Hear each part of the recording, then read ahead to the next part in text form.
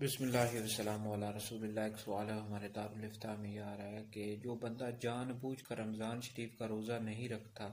تو اس کے حوالے سے حدیث میں کیا ہے؟ تو اس حوالے سے بخاری شریف کی ایک روایت ہے، حضرت سیدنا ابو ہریرہ رضی اللہ تعالیٰ عنہ سے روایت ہے، نبی پاک علیہ الصلوۃ والسلام نے ارشاد فرمایا کہ جس بندے نے رمضان شریف کے ایک دن کا روزہ بغیر رخصت کے، بغیر مرض کے افطار کیا، مطلب نہیں رکھا، تو زمانے بھر کا روزہ بھی